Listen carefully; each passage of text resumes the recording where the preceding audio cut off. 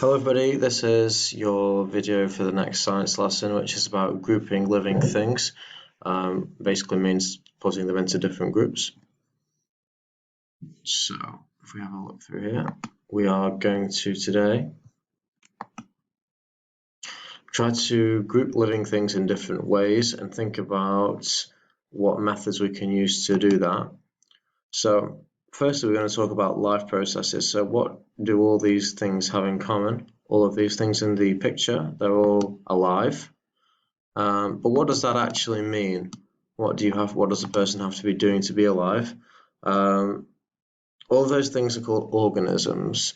So they're very different, but there are some things that you have to have in common in order to be considered to be an organism, to be called an organism.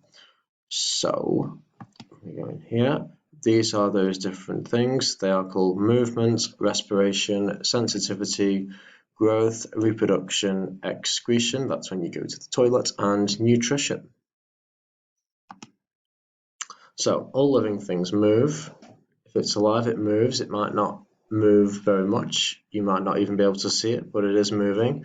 Animals are obviously moving more quickly, but flowers too have some kind of movements. Okay, respiration, so breathing basically. So we are using oxygen in the air to turn food into energy. Okay, and there we go. Next one. A little bit stuck. Okay. Sensitivity means that that living things can understand or feel some kind of change in the environment. Maybe the temperature changed, maybe they can taste something or hear something, but they can be sensitive to different things. So when you're looking through this presentation, you can see that there are sections for each process. One of them gives you a definition of what that feature means, and there are examples for animals and plants, because animals and plants, they both do this thing and all of those things, but they do them in different ways. So it's important to kind of compare those differences. Okay. So we've got growth, so getting bigger basically. We've got reproduction, so giving birth to more organisms, to more life, so seeds or babies or something like that. Okay, excretion, like I said, is going to the toilet. I'm not going to spend a long time on that one. If you're enjoying looking at that picture, you can spend as long as you like looking at that and enjoying it. Nutrition is kind of the opposite from excretion, because nutrition is about eating, basically. When we think about eating, we think about putting things in our mouth and chewing it. It's not like that for everything, though. I mean, I've never seen roses eating or chewing, but there are different kinds of nutrition for different kind of organisms. So we can put them into two groups. All of those things in the picture that we looked at the beginning are living organisms, but they're in two different groups really, and here is an example of one. Okay. What's similar, what's different? Have a think about it. And we're going to try and do some of our own. Okay, so if you've got all those animals there and you had to put them into two groups, one here, what would your two groups be? Just have a think for a minute.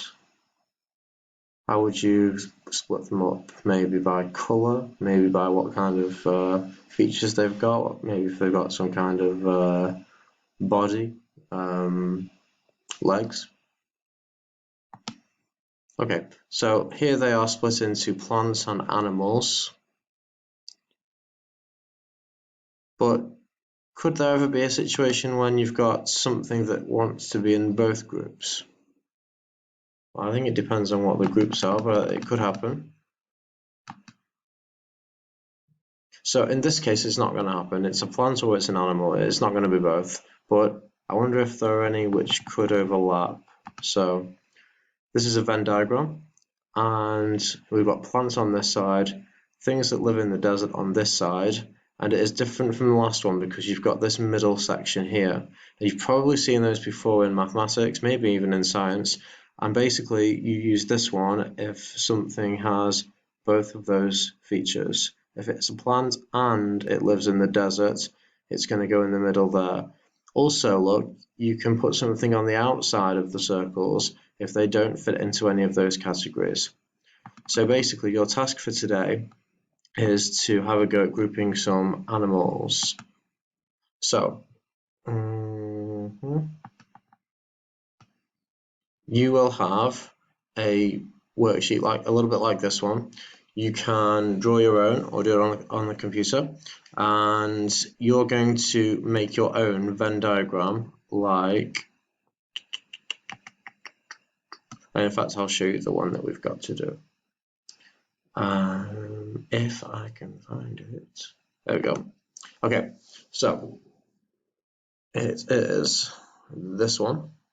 So you have to look at the animals that you've got, and you've got to sort them into groups. Just animals for this one, not plants. You can see that's grouping animals.